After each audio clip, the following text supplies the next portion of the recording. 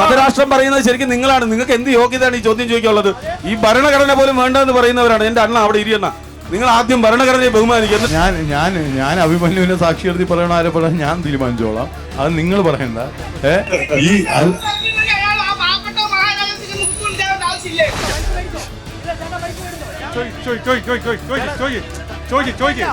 കൂട്ടുകൂടിയാറ് എന്റെ പൊന്നാച്ചാൻ, നിങ്ങൾ ചോദ്യം ചോദിച്ച മറുപടി പറയണം. അല്ലെങ്കിൽ നിങ്ങൾ ഞാൻ പോട്ടെ. മതവും സെക്കുലറും ഭരണഘടനയെ എടുത്തു മാറ്റാൻ പറയുന്നവരാണ്. നിങ്ങൾ അതിനെ തള്ളി പറയുന്നുണ്ടോ?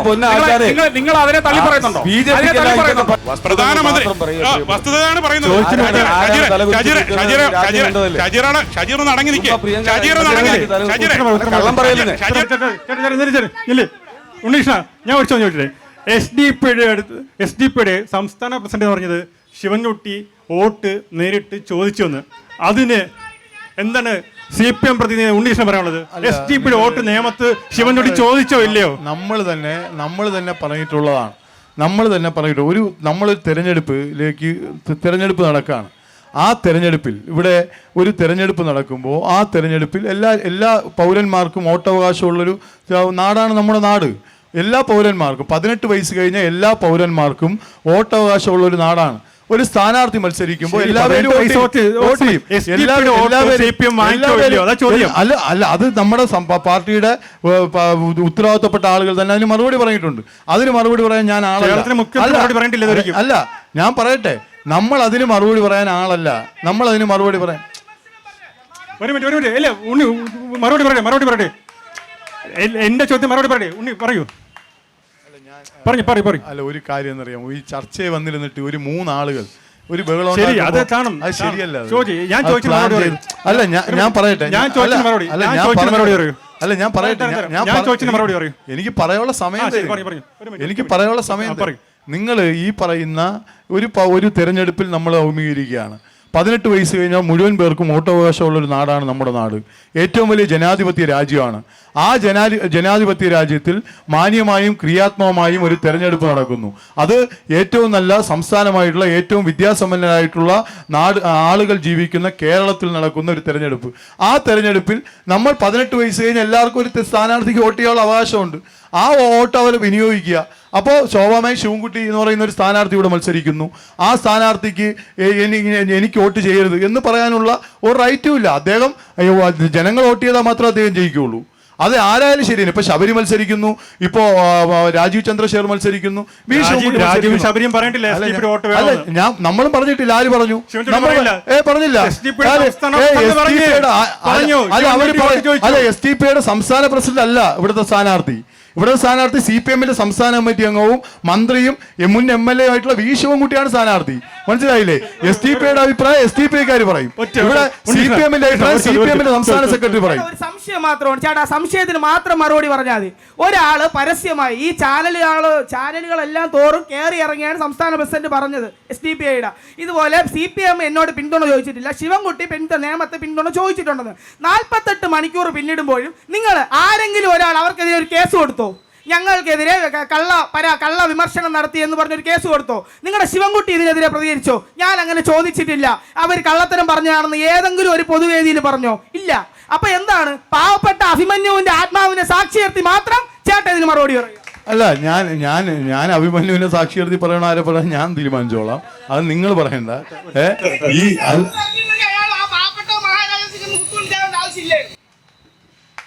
കഴിഞ്ഞോ? ശരി, ഉണ്ണീഷ് മറുപടി.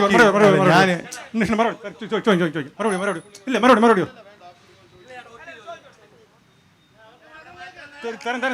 തരാം. ഒരു ചോദ്യം എന്റെ അവിടെ ചോദിക്കാം.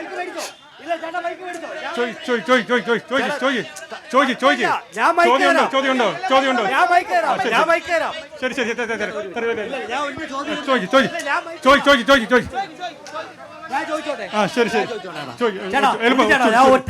ശരി. എന്റെ ഒറ്റ ചോദ്യം ഞാൻ നിങ്ങൾക്ക് വോട്ട് ചെയ്യാം. ചേട്ടാ, ഒരൊറ്റ മറുപടി മാത്രം എനിക്ക് തന്നാൽ മതി. വേറെ ഒന്നുമല്ല ചേട്ടാ. ഞാൻ അറിയപ്പെടുന്നത് അഡ്വക്കേറ്റ് ശിവൻകുട്ടി എന്നാണ്. ഞാൻ അറിയപ്പെടുന്നത്. അതായത് പുള്ളി ഇവിടുത്തെ നിയമത്തെ ഒരു സ്ഥാനാർത്ഥി, നിങ്ങളെ സ്ഥാനാർത്ഥി അറിയപ്പെടുന്ന അഡ്വക്കേറ്റ് ശിവൻകുട്ടി എന്നാണ്. പുള്ളി ഒരു അഡ്വക്കേറ്റിന് ഇംഗ്ലീഷ് സംസാരിക്കാനും ഞാൻ എങ്ങനെ വോട്ട് ചെയ്യണം? എങ്ങനെ വോട്ട് ചെയ്യണം? ചേട്ടൻ പറഞ്ഞ എങ്ങനെ വോട്ട് ചെയ്യണം? ചേട്ടൻ പറഞ്ഞ വിദ്യാഭ്യാസം ഇല്ലാത്ത വിദ്യാഭ്യാസ മന്ത്രിക്ക്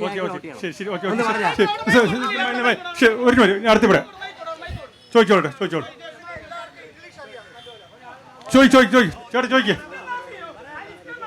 ശരി ചെന്നല്ലേ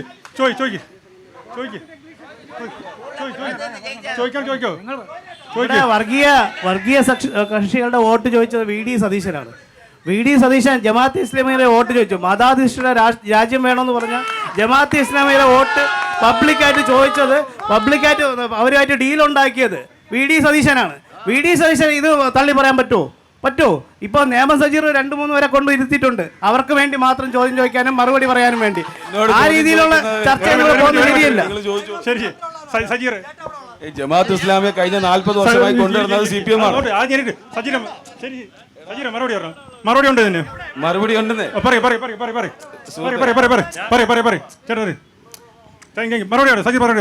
ജമാഅത്ത് ഇസ്ലാമിയെ കഴിഞ്ഞ 40 വർഷമായി ചർച്ച ആരോഗ്യപരമായി ചർച്ചയാണ്.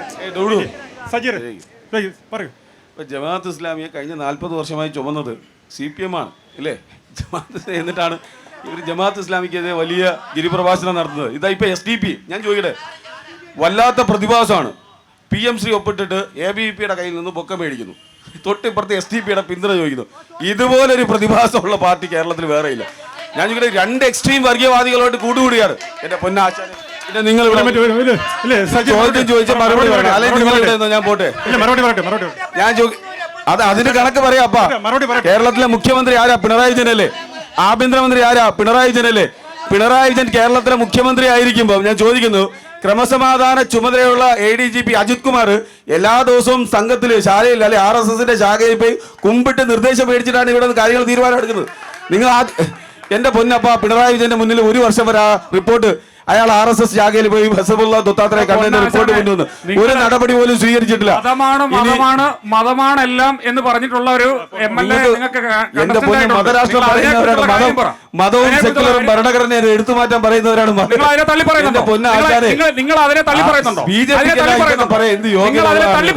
ഞാൻ ചോദിക്കുന്നത്, മതമാണ് എന്ന് പറഞ്ഞാൽ നിങ്ങൾ തള്ളി പറയുന്നുണ്ടോ? മതവും വിശപ്പും ഈ രാജ്യത്ത് വിഷയമാണ്. മതം എന്ന് പറയുന്നത് ഫണ്ടമെന്റൽ റൈറ്റ് ആണ്. എന്റെ പൊന്നാശാനെ, മതം എന്തോ വലിയ തൊട്ടുകൂടായ്മയോ ഒരിക്കലും അംഗീകരിക്കാൻ പറ്റാത്തതാണല്ലോ. മതം ഒരു മനുഷ്യന്റെ ഫണ്ടമെന്റൽ റൈറ്റ് ആണ്. വിശപ്പും അതുപോലെയാണ്. ആ ഫണ്ടമെന്റൽ റൈറ്റ് വേണ്ടെന്ന് എനിക്കോ നിങ്ങൾക്ക് പറയാൻ പറ്റില്ല. ഞാൻ ഒരാളുടെ വിശ്വാസം, അതാണ് എന്റെ സംസ്കാരം. ഭരണഘടന പഠിപ്പിച്ച സംസ്കാരം ഒരു മതത്തെയും തള്ളി പറയാനല്ല. നിങ്ങൾ പറയുന്നത് പോലെ മറ്റു മതങ്ങൾ വേണ്ട, ഞങ്ങളുടെ മതം മാത്രം മതി എന്ന് പറയുന്നതാണ് പ്രശ്നം. മതരാഷ്ട്രം പറയുന്നത് ശരിക്കും നിങ്ങളാണ്. നിങ്ങൾക്ക് എന്ത് യോഗ്യതയാണ് ഈ ചോദ്യം ചോദിക്കാനുള്ളത്? ഈ ഭരണഘടന പോലും വേണ്ടെന്ന് പറയുന്നവരാണ്. എന്റെ അണ്ണ അവിടെ ഇരിയണ്ണ, നിങ്ങൾ ആദ്യം ഭരണഘടനയെ ബഹുമാനിക്കുക, എന്നിട്ട് മതത്തെക്കുറിച്ച് പറയൂ. മതം എന്ന് പറയുന്നത് ഒരാളുടെ ഫണ്ടമെന്റൽ റൈറ്റ് ആണ്. രാജ്യത്ത് ഇഷ്ടമുള്ള ആഹാരം കഴിക്കാനും ഇഷ്ടമുള്ള ഭക്ഷണം കഴിക്കാനും ഇഷ്ടമുള്ള പ്രഭാഷണം നടത്താനും അധികാരം നൽകുന്നത് പോലെയാണ് ഇഷ്ടമുള്ള വിശ്വാസത്തിൽ ഏർപ്പെടാനും. നിങ്ങൾക്ക് വിശ്വസിക്കാതിരിക്കാം. അത് മതം എന്ന് പറയുന്നത് എന്തോ വലിയ അപരാധമെന്നല്ല, അതൊരു ഫണ്ടമെന്റൽ റൈറ്റ് ആണ്. ആദ്യം ആ ഭരണഘടന മനസ്സിലാക്കുക. പൗരാവകാശമല്ലേ? ഞാൻ ചോദിക്കട്ടെ, നിങ്ങൾ ഹിന്ദു മതത്തിൽ വിശ്വസിക്കുന്ന ആളല്ലേ? അത് വേണ്ടെന്ന് എനിക്ക് പറയാൻ പറ്റുമോ? കോമൺ സെൻസ് ഉപയോഗിച്ച് ചോദ്യങ്ങൾ ചോദിച്ചപ്പോൾ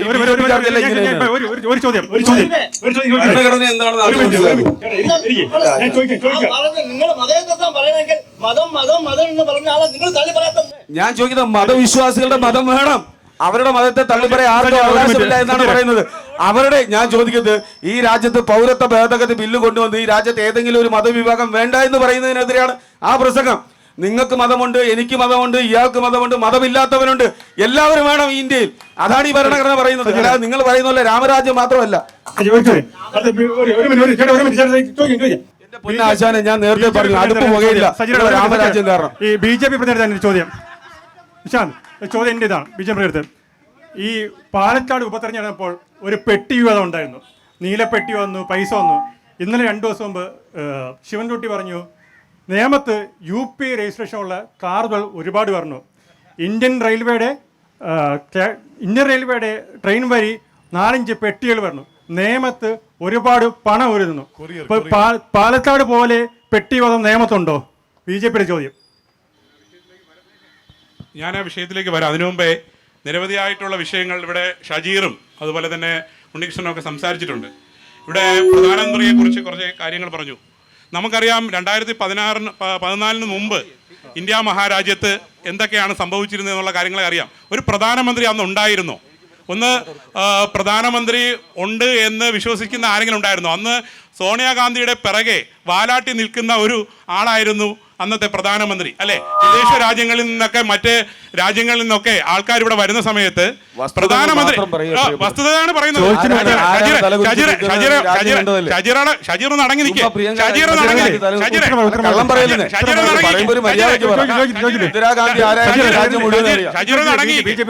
ഇന്ദിരാഗാന്ധി ആരായിരുന്നു എല്ലാവർക്കും അറിയാം. അടിയന്തരാവസ്ഥ ഇവിടെ കൊണ്ടുവന്ന് ഈ രാജ്യത്തെ എല്ലാ അവകാശങ്ങളെയും ലംഘിച്ചവരല്ലേ? ഈ രാജ്യത്തെ മഹാഭൂരിപക്ഷം വരുന്ന സിഖ് സമുദായത്തെ മൊത്തം അരിഞ്ഞെറിഞ്ഞവരല്ലേ ഈ ഇന്ദിരാഗാന്ധി എന്ന് പറയുന്നത്? കലാപം നടത്തിയവരല്ലേ? ഇന്ദിരാഗാന്ധിയാണ് ഇവര് വലിയ ആൾക്കാരായിട്ട് പറയുന്നത്. അപ്പം അല്ലെ ഈ പെട്ടിവാദം ചോദിക്കുന്നത്, ഇന്ത്യയുടെ ആത്മാഭിമാനം ചോദ്യം ചെയ്യുന്ന സമയത്ത് ഇന്ദിരാഗാന്ധി ഏത് അവനോട് കടക്കപ്പുറത്ത് എന്ന് പറഞ്ഞിട്ടുണ്ട്. ഇതിപ്പോ ട്രംപിന്റെ അടുത്ത് പോയി ഇങ്ങനെ നിൽക്കാണ്. ട്രംപ് അല്ലല്ലോ, നിയമമാണ് നമുക്ക് വിഷയം.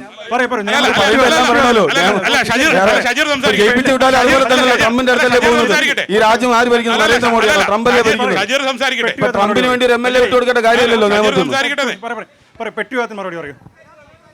ശരി, സജീവത്തെ പെട്ടിവാദത്തിന് മറുപടി പറയും. അല്ല, പെട്ടി വിവാദത്തിലേക്ക് വരാം. അതിന് മുമ്പ് കുറേ കാര്യങ്ങൾ പറയാനുണ്ട്. ഇവിടെ ഇപ്പം ഞാൻ ആദ്യം ഉന്നയിച്ച 2-3 വിഷയങ്ങളുണ്ട്. വികസനത്തെക്കുറിച്ചുള്ള വിഷയം. ആ വിഷയം ഇതുവരെ ഈ നിമിഷം വരെ ഇവർ രണ്ടുപേരും ചർച്ച ചെയ്യാൻ വേണ്ടി തയ്യാറായിട്ടില്ല. ഇവിടെ മതത്തെക്കുറിച്ചാണ് ചർച്ച ചെയ്യുന്നത്, ഇല്ലെങ്കിൽ വർഗീയതയെക്കുറിച്ചാണ് ചർച്ച ചെയ്യുന്നത്, ഇല്ലെങ്കിൽ ഡീലിനെ കുറിച്ചാണ് ചർച്ച ചെയ്യുന്നത്. ആരെ കണ്ണിലാണ് പൊടിയിടുന്നത്? ഇവിടെ വികസനത്തെക്കുറിച്ച് ചർച്ച ചെയ്യാൻ ഇവർക്ക് ധൈര്യമില്ല.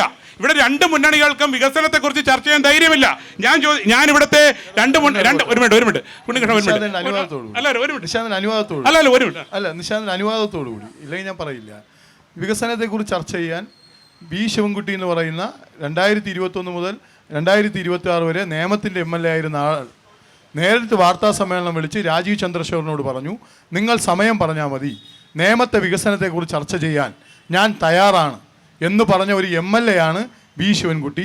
അതുകൊണ്ട് വികസനത്തെക്കുറിച്ച് ചർച്ച ചെയ്യാൻ ഞങ്ങൾ തയ്യാറാണ്, ഏത് സമയത്ത് എപ്പോഴും നിങ്ങൾ പറഞ്ഞാൽ മതി. അദ്ദേഹം 2ാമത് വാർത്താ സമ്മേളനം വിളിച്ചു പറഞ്ഞു, ഞാൻ വികസനത്തെക്കുറിച്ച് ചർച്ച ചെയ്യാൻ തയ്യാറാണ്, പക്ഷേ എൻ്റെ സ്ഥാനാർത്ഥി പര്യടനം ഉച്ചയ്ക്ക് ശേഷമാണ്, അതുകൊണ്ട് ഉച്ചയ്ക്ക് മുമ്പാണ് നിങ്ങൾ വിളിക്കുന്നതെങ്കിൽ നിങ്ങൾ വിളിക്കുന്ന സ്ഥലത്ത് നിങ്ങൾ വിളിക്കുന്ന സമയത്ത് വരാൻ ഞാൻ തയ്യാറാണ്, അതുകൊണ്ട് വികസനത്തെക്കുറിച്ച് ചർച്ച ചെയ്യാൻ നമ്മൾ തയ്യാറാണ്.